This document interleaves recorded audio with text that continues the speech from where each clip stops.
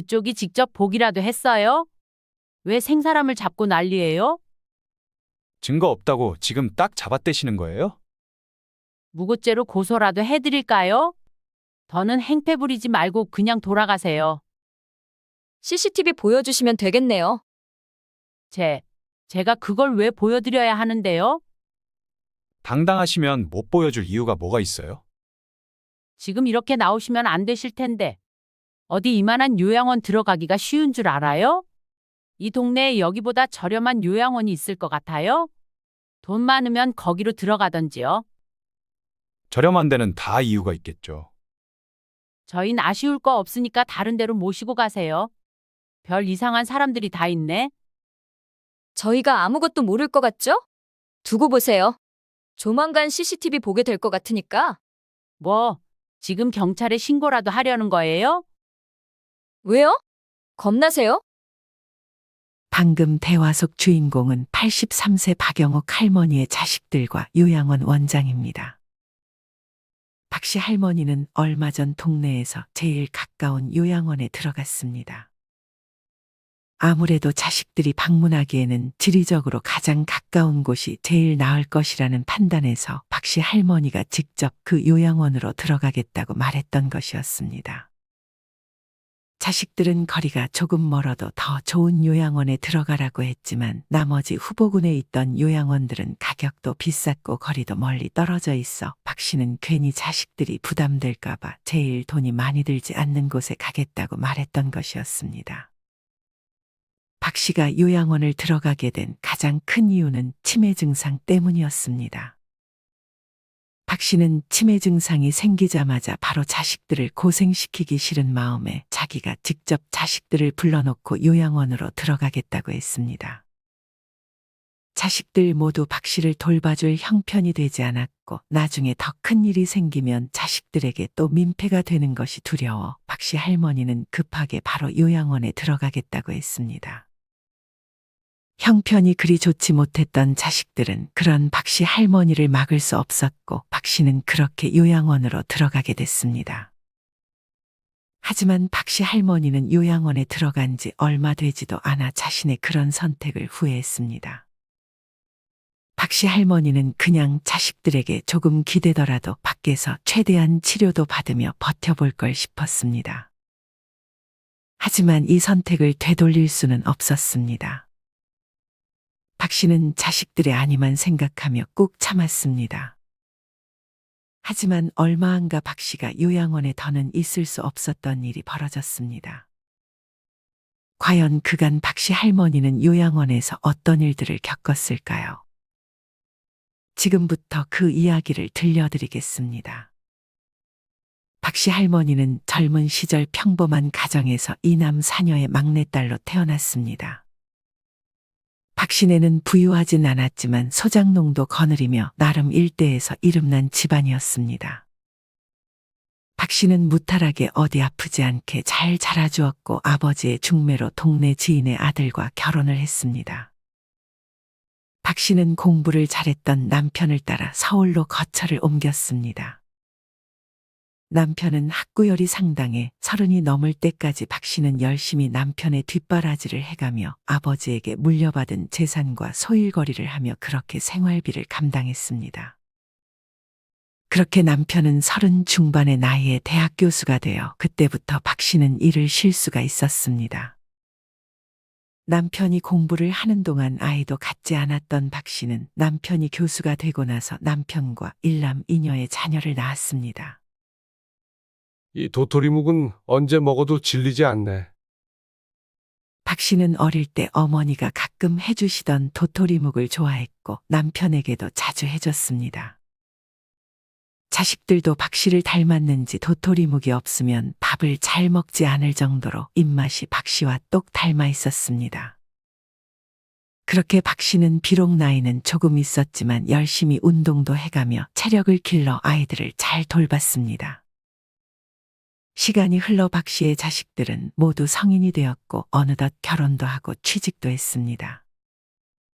박 씨와 남편은 일찍이 돈에 대한 욕심이 거의 없었어서 자식들에게 지원도 많이 해주고 부족하지 않을 만큼만 자신들의 노후 자금을 남겨놨습니다.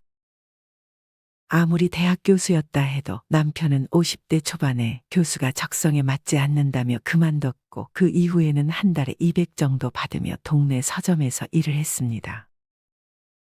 그렇기에 엄청 넉넉한 형편은 아니었습니다.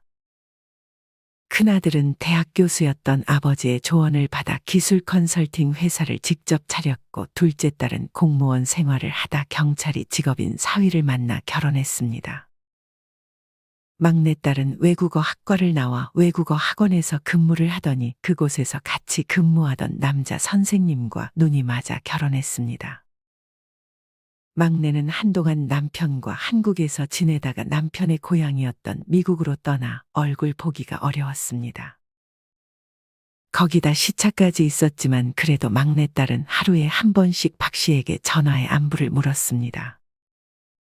그렇게 박 씨는 남편과 함께 이제 둘이서 알콩달콩 살아갈 생각을 하고 있었습니다. 하지만 불행히도 남편은 막내가 손주 임신 소식을 전한 지 한 달 만에 폐암 진단을 받았습니다. 평소 흡연을 즐겨해 하루 한갑 이상씩을 피우던 할아버지였기에 어찌 보면 피할 수 없는 결과였습니다. 내 친구 영식이는 나보다도 더한 꼴초인데도 아픈 데가 한 군데도 없는데 왜 나한테만 이런 일이? 박 씨의 남편은 하늘을 원망했고 박 씨는 그저 남편의 곁을 지켜주는 것밖에 해줄 수 있는 것이 없었습니다. 이미 암이 많이 전이되어 수술을 할 수 없었고 남편이 항암 치료를 거부해서 남편은 박 씨와 함께 집에서 살다 그렇게 세상을 떠났습니다. 박 씨는 그렇게 혼자가 됐습니다. 50년 이상 남편과 살았기에 남편의 빈자리가 박 씨에게 아주 크게 느껴졌습니다.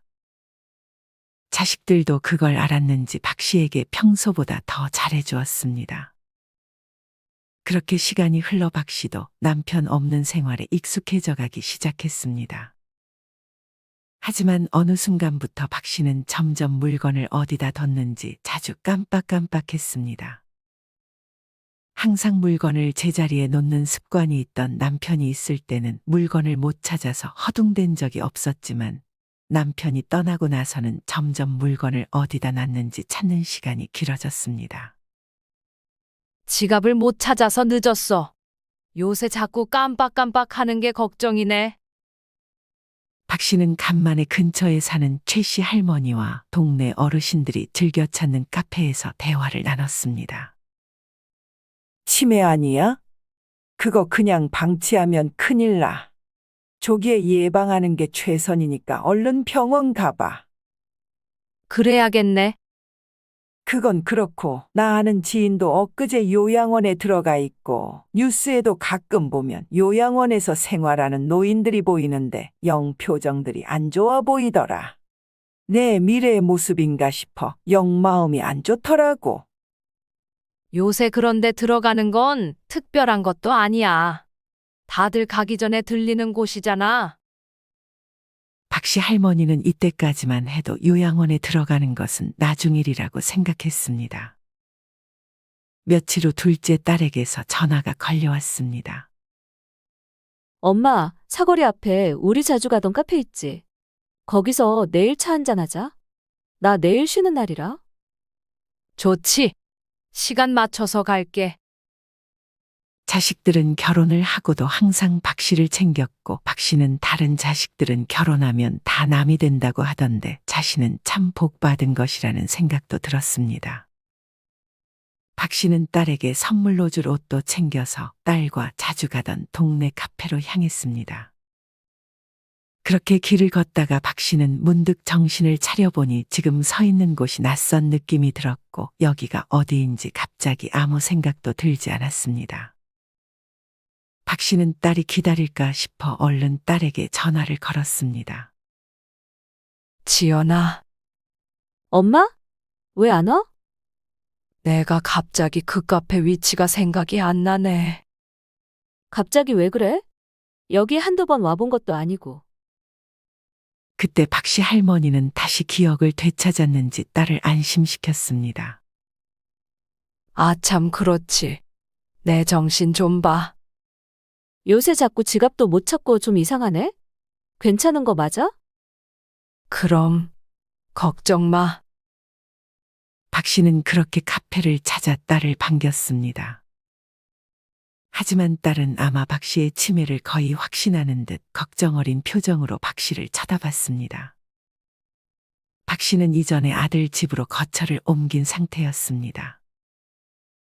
아무래도 혼자 엄마를 둘 수 없었던 아들은 박 씨에게 거의 애원하다시피 해서 박 씨는 어쩔 수 없이 아들의 집으로 거처를 옮긴 것이었습니다. 엄마, 지연이한테 들었어요. 병원에 가서 검사라도 받아볼까요? 박 씨는 아들과 같이 살았지만 아들은 사업을 하느라 워낙 바빠 박 씨의 상황을 눈치채지 못했었습니다. 너 바쁘지 않아?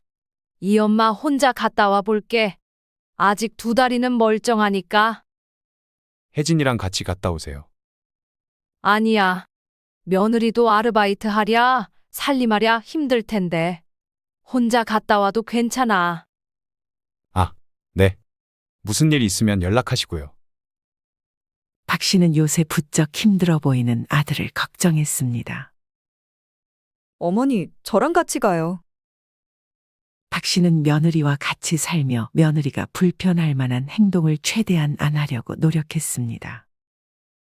그럼에도 며느리는 항상 그런 박 씨에게 먼저 손을 내밀며 박 씨를 잘 챙겨줬습니다. 박 씨는 며느리를 정말 잘 얻었다고 생각했습니다. 하지만 상황이 점점 사람을 예민해지게 만들기 시작했습니다. 박 씨의 큰아들은 무리하게 사업을 확장하려다가 실패해서 가세가 한순간에 기울었습니다. 이때부터 아들은 집에만 오면 말도 안 하고 한숨만 쉬었고 할머니는 점점 아들의 눈치를 봐야 했습니다. 아들은 날이 갈수록 예민해졌고 그런 아들의 예민함이 점점 며느리에게까지 영향을 미치기 시작했습니다. 어느 날 박 씨가 병원을 갔다 와서 결과를 말해주려고 집에 도착했을 때 아들과 며느리가 방에서 다투는 소리가 들렸습니다. 당신만 힘든 줄 알아? 나도 힘들어. 아르바이트 하랴, 살림하랴. 돈도 아껴야 하는데 어머님도 모셔야 하고. 시간을 조금만 줘. 나도 다시 회사를 다니던지 할 테니까. 자기 지금 나이가 몇인데. 회사 재취업하는 게 쉬운 일이 아니잖아. 안 그러면 일용직이라도 하면서 돈 벌 테니까 걱정하지 마. 지금 생활비가 마이너스야. 이대로면 우리 노후 자금은 언제 모아? 그러지 말고 어머님은 요양원에 모시자. 뭐? 아직 우리 엄마 정정하시고 거동도 무리 없이 잘하시는데 벌써 무슨 요양원이야. 나이가 80이 넘으셨잖아. 그리고 요새 자주 기억도 깜빡깜빡 하신다며. 아직 치매 확정난 것도 아니잖아. 이따 들어오실 거니까 그때 물어보자. 설령 조금 기억이 가물가물하셔도 요양원은 난 절대 보낼 생각 없어. 며느리는 아들의 강경한 말에 일단 알겠다고 답했습니다. 집에 있다는 사실을 알게 되면 아들 며느리가 곤란할 것이라 생각해 박 씨는 다시 밖으로 나가 한참을 벤치에 앉아 있다가 다시 집 안으로 들어갔습니다. 박 씨는 집에 들어가서 조심스레 아들과 며느리에게 치매 초기라는 사실을 알렸습니다. 초기면 치료하면 좋아질 수도 있는 거잖아요? 며느리는 그런 아들의 말을 마음에 들어하지 않는 눈치였습니다. 열심히 예방해야지. 박 씨는 그렇게 정말 치매에 좋다는 것은 거의 다 했습니다. 그림도 그리고 낱말 맞추기, 산수 등 혼자 공부해서 그렇게 열심히 더 상태가 악화되지 않게 노력했습니다. 하지만 어느 날 저녁 박 씨는 밤이 어두워질 때까지도 집에 들어가지 못했습니다. 엄마 안 들어오셨어? 당신이랑 같이 있는 거 아니었어? 그제서야 박 씨가 사라졌다는 사실을 안 아들 며느리는 급히 밖으로 나가 박 씨를 찾았습니다. 동네를 두세 바퀴 돌던 아들과 며느리가 안 되겠다 싶어 경찰에 신고하려던 찰나에 박 씨가 멀리서 아들을 불렀습니다.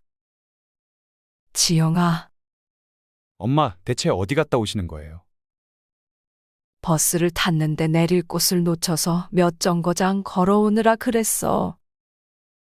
하지만 박 씨의 이 말은 거짓말이었습니다. 박 씨는 사실 외출하다 다시 한번 길을 잃어 한동안 집을 찾지 못하다가 기억이 돌아와 다시 집으로 향한 것이었습니다. 하지만 아들이 걱정할까봐 그것보다 자신의 지금 상태를 아무도 알지 못했으면 하는 마음에 거짓말을 했던 것이었습니다. 그럼 다행이네요. 혹시 길을 잃었다거나 그런 건 아니죠? 그런 건 아니야. 다행히도 아주 가끔 증세가 있긴 했지만 더욱 심해지지는 않고 있었습니다. 박 씨는 더 심해지지 않는다는 사실에 감사해하며 살고 있었습니다. 그러던 어느 날 산책을 좋아하는 박 씨는 여느 때와 같이 공원을 걷고 있었습니다. 멀리 나갔다가는 또 기억이 언제 어떻게 될지 몰라 자식들이 찾기 쉬운 집 근처의 산책로에서만 운동을 하던 박 씨였습니다. 그렇게 공원을 돌던 박 씨에게 느닷없이 어린이가 자전거를 타고 갑자기 나타나 박 씨는 자전거에 치여 넘어졌습니다. 대비를 못하고 넘어진 박 씨는 그만 고관절을 다쳤습니다. 지금 박 씨의 나이에 고관절 부상은 매우 치명적이었습니다. 넘어진 아이는 울고 있었고 그 아이의 엄마는 넘어진 박 씨는 거들떠 보지도 않고 자기 아이만 데리고 집으로 들어가 버렸습니다. 박 씨는 그 와중에 우는 아이를 달래려 했지만 몸이 잘 움직이지 않았습니다. 근처를 지나던 동네 주민이 박 씨를 발견해 대신 신고를 해줬고 박 씨는 이번 일로 입원을 해야 했습니다. 다행히 돈은 둘째 딸과 막내가 반반 부담해서 보내줬습니다. 그렇게 시간이 조금 지나 어느 정도 뼈가 붙자 박 씨는 퇴원을 해서 다시 아들네 집으로 돌아갔습니다. 이맘쯤 아들은 눈을 낮춰 중소기업에 취직을 했고 생활비가 부족했던 며느리는 아르바이트 하는 시간을 늘려 어느덧 아들과 며느리는 맞벌이 부부가 됐습니다. 거동만큼은 문제 없었던 할머니는 뼈가 잘 붙긴 했지만 혼자서는 이제 거동이 불편해져 당분간은 돌봐줄 사람이 필요했습니다. 아니면 박 씨는 거의 기어서 집안에서만 생활해야 했습니다. 막내딸은 아직도 해외에 있었고 둘째 딸은 남편이 지방에 발령이 나면서 지방으로 이사를 간 상태에 어린 손주들까지 있어 박 씨를 돌봐줄 여건이 되지 않았습니다. 이제껏 며느리를 홀로 키워온 안사돈도 역시 몸이 안 좋아져 며느리는 자기 엄마도 돌봐줘야 하는 지경에 이르렀습니다. 또 아들의 사업이 망하고 나서 손주들에게까지 짜증과 신경질을 부리는 날이 늘어가자 며느리는 더 이상 참지 못하겠는지 다시 한번 박 씨의 아들에게 요양원에 대한 얘기를 꺼냈습니다. 강경한 며느리의 태도에 박 씨의 아들은 내키지 않았지만 지난번처럼 강경하게 나가지는 못했습니다. 이후 얼마 안 있어 박 씨 할머니의 생일에 정말 오랜만에 온 가족이 모였습니다. 이날은 지방에 살던 둘째 내외뿐만 아니라 3년 만에 막내딸과 사위가 손주들까지 데리고 할머니가 있는 집에 방문했습니다. 어찌나 두 손 무겁게 오던지 막내딸은 차와 집을 왔다 갔다 하며 준비한 선물들을 할머니에게 건넸습니다. 사실 이번에도 둘째와 막내는 올라오기 힘들 것이라고 했습니다. 하지만 박 씨 할머니는 올해 생일만큼은 강경하게 자식들 모두가 자신이 있는 집에 오도록 만들었습니다. 자식들은 그런 박 씨의 말에 뭔가 심상치 않음을 느끼고 박 씨가 있는 집을 찾은 것이었습니다. 사실 평소에는 자식들이 조금 힘들다 그러면 박 씨는 항상 자식들을 이해해 절대 힘들게 오라고 하는 일이 없었습니다. 박 씨 할머니는 자식들이 가져온 꽃갈 모자도 쓰고 손주들은 할머니를 위해 생일 축하 노래를 불러주었습니다. 손주들의 재롱이 어찌나 귀엽던지 할머니는 간만에 정말 환하게 웃었습니다. 엄마가 해준 도토리묵은 언제 먹어도 맛있다니까. 다 같이 밥을 먹으면서 박 씨 할머니는 며느리의 도움을 받아 어릴 적 자식들과 즐겨 먹던 도토리묵을 함께 먹었습니다. 손주들도 어찌나 잘 먹는지 할머니는 기분이 좋았습니다. 그렇게 온 가족이 정말 아무 걱정 없는 것처럼 웃고 떠들다가 이내 오랜 침묵이 집안의 공기를 감쌌습니다. 아마 할머니를 비롯해 다른 자식들 모두 때가 왔다고 짐작을 했던 것 같았습니다. 할머니는 씹던 도토리묵을 마저 삼키고 물을 한 모금 마셨습니다. 그리고 이내 식탁만 쳐다보며 말을 꺼내기 시작했습니다. 이 엄마, 이제 요양원 들어가려고 한다. 박씨 할머니의 말에 자식들 모두 박씨 할머니를 쳐다봤습니다. 요양원이 뭐야, 할머니? 거기가 어딘데? 할머니 집은 여기잖아. 손주가 해맑게 할머니에게 물었습니다. 막내가 얼른 손주를 방에 들여보냈고 이내 거실에는 할머니와 자식들만 남아 있었습니다. 말도 안 돼요. 갑자기 무슨 요양원이에요. 여기 오빠 집에서 잘 지내고 있는 거 아니었어요? 저랑 언니가 돈도 잘 보내주고. 그걸로는 어림도 없어요. 며느리가 막내딸의 말에 반박했습니다. 아니, 아무리 그래도 이렇게 갑자기 엄마를 요양원에 보내겠다는 게 말이 돼? 오빠도 동의한 거야? 큰아들은 아무 말도 없었습니다. 엄마가 그래도 유일하게 오빠한테 집까지 해줬는데 그거 받은 건 생각 안 해? 그 값은 이미 진작에 하고도 남았어요. 며느리가 참지 못해 끼어들었습니다. 여전히 큰아들은 아무 말도 없었습니다. 오빠 뭐라고 말 좀 해봐. 나도 최선을 다했어. 근데 다른 방법이 없는 걸 어떡해. 너가 다시 한국 와서 어머니 모시고 살던지. 그렇게 하겠다고 하면 이 집 넣어줄게. 막내딸은 차마 그렇게 하겠다고 답하지는 못했고 둘째 딸과 사위는 꿀먹은 벙어리 마냥 입을 닫고 있었습니다. 모두를 위한 일이야.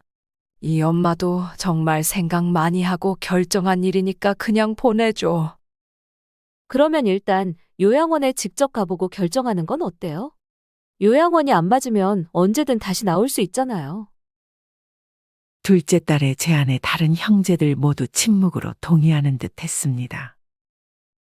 그렇게 자식들과 며느리, 사위들이 물심양면으로 요양원을 알아봤습니다. 불행히도 좋아 보이는 요양원들은 거리가 꽤 먼 곳에 위치해 있었습니다.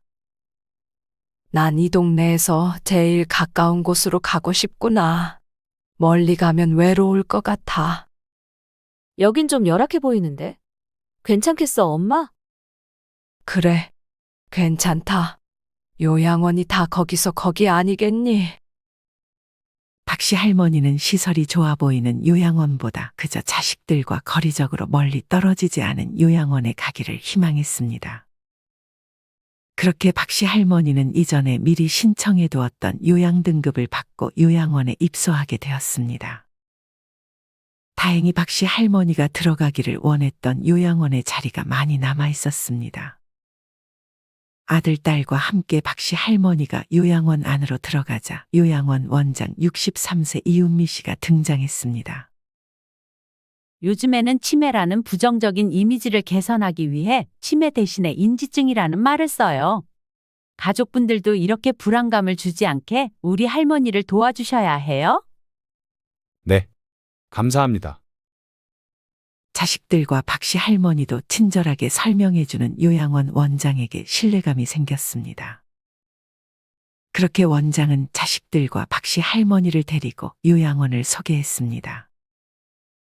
인지 능력을 향상시키기 위해 낱말 맞추기나 스트레칭 등 프로그램이 잘 되어 있는 것 같았습니다. 그 순간 요양원 원장이 지나갈 때 요양원에 있던 할머니, 할아버지들이 놀라고 무서운 것이라도 본 것처럼 뒷걸음질을 쳤습니다. 어떤 분은 뒤로 낮아빠지기도 해서 자식들과 박씨 할머니는 요양원 원장을 쳐다봤습니다. 요양원 원장은 태연하게 답했습니다. 저분들은 여기 들어오신 지 얼마 안 된 분들이라 낯설어서 그러는 거예요. 저분들도 인지저하증이 어느 정도 진행된 분들이라. 요양원 원장은 놀라 뒤로 자빠진 노인을 직접 챙기지 않고 요양보호사를 불러 대신 챙기게 했습니다. 그러고는 요양원 소개를 이어갔습니다. 할머니가 지낼 방은 여기예요. 여기 다른 할머니들이랑 사이좋게 지내시고요. 할머니가 새로 들어왔지만 그 방에 있는 할머니들은 인기척을 듣지 못했는지 다들 누워 있었습니다. 자식들은 박씨 할머니에게 인사를 하고 돌아갈 준비를 하고 있었습니다. 자식들은 박씨 할머니의 두려운 눈빛을 애써 외면했습니다. 자주 올게요. 이 말을 끝으로 박씨 할머니는 낯선 곳에서의 삶을 시작했습니다. 할머니는 자식들이 떠나자마자 후회가 됐습니다. 자신이 뱉은 말을 뒤집을 수는 없어 들어오긴 들어왔지만 막상 여기서 평생을 지내야 된다는 생각에 금방이라도 눈물이 터져나올 것만 같았습니다. 박씨 할머니는 금방이라도 터져나올 것 같은 울음을 꾹 참고 짐을 풀었습니다. 그렇게 할머니는 요양원에 온 첫날 잠을 한숨도 자지 못했습니다. 뜬 눈으로 밤을 지새운 할머니는 다음날 배가 고팠습니다. 그도 그럴 것이 전날 마음이 싱숭생숭했던 탓에 밥도 제대로 먹지 않고 들어갔기 때문이었습니다. 아침 먹을 시간이 조금 지나서야 식사가 나왔습니다. 그리고 그 다음 식사는 저녁이 되기 전에 나왔는데 하루에 2끼만 주는 것 같았습니다. 근데 나오는 반찬들이 영 시원치가 않았습니다. 두부 한 조각에 김치 몇 조각이 건더기 없는 국물과 밥이 전부였습니다. 아무리 저렴한 요양원이었다 해도 이건 너무 부실했습니다. 그렇다고 중간에 간식을 주는 것도 아니었습니다. 밥 좀 더 줘요. 다른 할머니가 요양보호사에게 밥을 더 달라며 불만을 토로했습니다. 살이 조금 있는 할머니였는데 점점 살이 빠지는 것 같은 느낌이 들었습니다. 건강을 위해서 그만큼만 드리는 거예요. 많이 드시면 안 좋아요. 건강을 위해서라지만 박씨 할머니가 느끼기에는 많이 먹으면 자기들이 갈아야 할 기저귀 수가 많아지니까 조금만 먹이는 거 아닌가 하는 의심을 지울 수 없었습니다. 그러던 어느 날 복도를 지나던 할머니가 누군가의 고함에 화들짝 놀라 소음의 근원지를 찾아갔습니다. 이맘쯤 그래도 박씨 할머니는 재활을 잘해서 다시 혼자 어느 정도 걸을 수는 있었습니다. 복도에는 아무도 없었고 요양보호사들 전부 그 안에 있는 듯 했습니다. 박씨 할머니는 몰래 그 안을 들여다봤습니다. 어떤 병실에서 나이 든 할아버지를 요양보호사 여러 명이서 침대에 묶어두고 있는 중이었습니다. 사지도 멀쩡하고 정신도 멀쩡한데 이놈들아, 왜 나를 묶어두는 거야? 알고 보니 이 할아버지는 치매의 정도가 약해서 저렇게까지 할 필요가 없음에도 자꾸 돌아다니는 할아버지를 요양보호사들이 귀찮다는 이유로 신체 억제대를 사용했던 것이었습니다. 심지어 어떤 할머니에게는 대소변을 가리는데 문제가 없음에도 요양원 업무 효율상 기저귀를 강제로 착용해버렸습니다. 이렇게 자기들이 편하게 근무하려고 할머니, 할아버지에게 자신들의 규칙을 강요하고 있었던 것이었습니다. 박씨 할머니는 직접 그 장면을 두 눈으로 목격하니 두려운 마음이 들었습니다. 박씨 할머니는 두 손 두 발이 묶이고 싶지도 지금 당장 기저귀를 차고 싶지도 않았습니다. 그 순간 요양보호사 2명이 기저귀와 두 손을 묶을 줄 같은 것을 들고 박씨가 있는 방으로 들어왔습니다. 박씨는 화들짝 놀랐습니다. 설마 자신을 묶어두고 기저귀를 채워두려는 건가 싶었습니다. 요양보호사 2명은 천천히 박씨 쪽으로 다가왔습니다. 박씨는 심장이 두근거렸고 몸이 조금씩 떨렸습니다. 요양보호사 2명은 두려워하는 박씨를 지나쳐 박씨 옆에 있는 할머니에게로 다가갔습니다. 요양보호사들은 그 할머니를 붙잡아 기저귀를 채우려 했습니다. 할머니가 저항하자 안 되겠다 싶었는지 다시 한번 할머니의 두 손과 발을 묶어버렸습니다. 박씨 할머니는 분노했습니다. 분명 화장실도 잘 가고 박씨와도 얘기를 잘 나누며 멀쩡한 할머니였기에 저렇게 할 이유가 전혀 없었습니다. 하지만 그렇게 화를 냈다가는 박씨마저 저런 꼴을 당할까 싶어 박씨는 아무 말도 할 수가 없었습니다. 옆에 있던 할머니는 충격을 받았는지 그날부터 한동안 말이 없었습니다. 박씨 할머니가 다가가도 그 손길을 요양보호사라고 생각했는지 기겁을 하며 뿌리칠 뿐이었습니다. 박씨 할머니는 여기서 지내면 지낼수록 집에 가고 싶다는 생각만 들었지만 자식들에게 다시 한번 짐이 될까 차마 말하지 못했습니다. 몇 달 뒤 아들 내외와 둘째 딸이 박씨 할머니에게 면회를 왔습니다. 면회가 또 마음먹은 대로 되는 게 아니라 할 수 있는 시간이 정해져 있었습니다. 몇 달 만에 본 할머니는 아주 삐쩍 마르고 몹시 초췌해 보였습니다. 엄마, 무슨 일 있었어? 왜 이렇게 말랐어? 먹을 걸 잘 못 먹었어? 둘째 딸이 걱정스러운 마음에 박씨에게 물었습니다. 하지만 박씨는 그냥 괜찮다, 나는 잘 지낸다는 말만 할 뿐이었습니다. 자식들은 이때부터 의심을 하기 시작했습니다. 그런 자식들과 박씨 할머니에게 요양원 원장이 다가와 어머니는 이 안에서 적응도 잘하고 잘 지내니까 걱정 말라는 말을 꺼냈습니다. 그런 요양원장의 말에 박씨 할머니는 슬프면서도 화난 표정을 지었습니다. 그렇게 자식들이 돌아가고 다시 한번 몇 달이 흘렀습니다. 그 사이 자식들이 몇 번 더 면회를 왔고 익숙해진 건지 해탈한 건지 박씨 할머니도 어느덧 요양원에서의 생활에 적응해 가고 있었습니다. 박씨 할머니가 자식들이 싸준 도시락통에 담겨진 도토리묵을 먹고 있던 그때 요양보호사 2명이 기저귀와 밧줄을 들고 다시금 박씨 할머니가 있는 방으로 성큼성큼 들어왔습니다. 두 요양보호사는 고민도 하지 않고 박씨 할머니에게로 다가와 박씨 할머니가 먹고 있던 것을 빼서 잠시 옆에 두고 박씨 할머니에게 기저귀를 채우려 하기 시작했습니다. 이게 뭐 하는 거야, 이놈들아. 박씨 할머니는 한 번도 대소변 실수를 한 적이 없었는데 규율이라며 옆에 할머니처럼 강제로 기저귀를 채우려 했습니다. 박씨 할머니는 강하게 저항했습니다. 그 순간 밖이 소란스러웠습니다. 박씨 할머니에게 강제로 기저귀를 채우려던 두 요양보호사는 기저귀 채우려던 걸 멈추고 밖으로 나갔습니다. 경찰입니다. 이은미 씨, 당신을 노인 학대 혐의로 체포합니다. 노인 학대라뇨? 그게 무슨 말씀이세요? CCTV 확보했고 경찰서로 같이 가주셔야겠습니다. 박 씨도 잠깐 복도로 나와 그 상황을 지켜봤습니다. 어찌된 영문인가 하니 지난번 면회 때 의아함을 느낀 박 씨 할머니의 딸이 경찰이었던 사위의 도움을 받아 박 씨 할머니가 항상 착용하는 머리핀에 소형 카메라를 달아놓고 그것으로 요양원의 실상을 알게 돼서 경찰에 신고했던 것이었습니다. 할머니는 그 머리핀을 꽂고 이곳저곳 돌아다니며 강제로 약을 먹이거나 밧줄을 채우고 심지어 폭행을 하는 장면까지도 많이 보게 됐는데 그 장면들이 고스란히 녹화되고 있던 것이었습니다.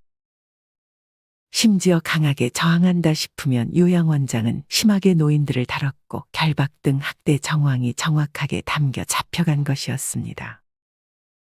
업무상 주의 의무를 위반하고 학대 혐의가 인정된 요양원장은 그대로 1심에서 실형을 선고받았습니다. CCTV를 본 자식들은 더 이상 박 씨 할머니를 요양원에서 지내게 할 수 없어 큰아들은 다시 박 씨 할머니를 집으로 데려왔습니다. 둘째와 막내가 생활비를 평소보다 1.5배 더 보내주겠다는 말로 며느리를 설득했고 며느리도 그 CCTV 장면을 목격하고 나서는 자기의 의견을 말할 수가 없었습니다. 박 씨 할머니는 아들 집에 오고서도 가끔 무섭고 두려워서 몸을 떨거나 갑자기 소리를 지르고 악몽을 꾸는 날이 많아졌습니다. 박 씨 할머니는 어느 날 아들이 다가오는 것을 요양보호사가 자신에게 또 기저귀를 채우고 밧줄을 채우러 오는 것으로 착각해 아들에게 발길질을 하기도 했습니다. 아들은 그런 엄마가 요양원에서의 아픈 기억을 잊고 건강할 수 있도록 박 씨가 지내는 방을 안락하게 꾸미고 은은한 조명도 두고 가족 사진도 방 안에 두면서 불안감이 줄어들 수 있게 했습니다. 그런 가족들의 노력 끝에 박씨 할머니도 어느덧 안정을 찾아가고 있었습니다. 이후 요양원장의 2심 재판이 열렸습니다. 요양원 원장은 끝까지 자신의 혐의를 부인했습니다. 박씨 할머니는 용기를 내서 자신보다 더 아프고 나약한 다른 요양원 환자들을 대신해 직접 법원에 가서 다른 사람들이 당했던 학대의 장면을 증언했습니다. 그렇게 여러 증거들과 증언들을 고려해 요양원장은 더 큰 실형을 선고받았고 학대를 했던 요양보호사들도 실형을 피할 수 없었습니다. 자식들은 그런 박씨 할머니에게 고생 많았다며 할머니가 좋아하는 도토리묵 집에 가서 파전과 홍어무침을 함께 먹으며 다시는 엄마를 요양원에 보낼 일은 없다고 안심시켰습니다. 물론 이후에 또 상황이 어떻게 바뀌어서 박씨가 요양원에 다시금 들어갈지는 알 수 없었지만 박씨는 그때까지 요양원을 서둘러서 급하게 들어가야겠다는 생각은 하지 않고 최대한 건강하게 내 한 몸 잘 보살펴서 오래도록 이 밖에서 자유를 즐길 생각으로 열심히 건강을 챙기려 노력하고 있습니다. 여러분은 이런 박씨 할머니의 이야기를 어떻게 들으셨나요? 최근에는 치매를 인지증으로 용어를 바꾸자는 논의도 있고 요양원에 대한 인식도 바뀌고 있지만 아직은 개선되어야 할 부분이 많이 남은 것 같습니다. 그래도 최근 입소노인 강제묶임 학대가 빈번하다며 요양원 강박 금지 법안이 처음으로 발의되는 등 노력이 조금씩은 보이는 것 같습니다. 이렇게 국가 차원에서도 고령화되는 사회에 대응해 얼른 요양원과 요양보호사들에 대한 지원이 늘어나고 더욱더 사회적으로도 다양한 노력들이 이루어져야 할 것 같습니다. 많은 분들이 상황상 여건이 되지 않아 어쩔 수 없이 요양원에 가는 것을 피할 수 없게 되지만 사실 내 집이 결국 최고이고 내 집에서 삶을 마감하기를 희망하는 분들이 많을 것입니다. 그렇기 때문에 만약 자식들을 생각해 요양원에 성급하게 들어갈 생각을 하는 것보다는 나 자신을 위해 요양원을 들어가는 것을 최대한 늦추는 것이 좋지 않을까 생각합니다. 우리 부모님들은 한평생 자식들을 위해 사셨는데 마지막까지 자식들을 배려한다는 이유로 요양원에 들어가는 걸 서두르지는 않으셨으면 좋겠습니다. 무엇보다 결국 요양원을 가지 않으려면 심신이 건강하고 어느 정도의 재산도 있어야 하기 때문에 건강과 재산, 이 두 가지도 끝까지 잘 지키셨으면 좋겠습니다. 이상으로 오늘의 영상을 마치겠습니다. 우리 모든 구독자분들의 행복한 여생을 응원합니다. 다음에 더 흥미로운 이야기로 찾아뵙겠습니다. 감사합니다.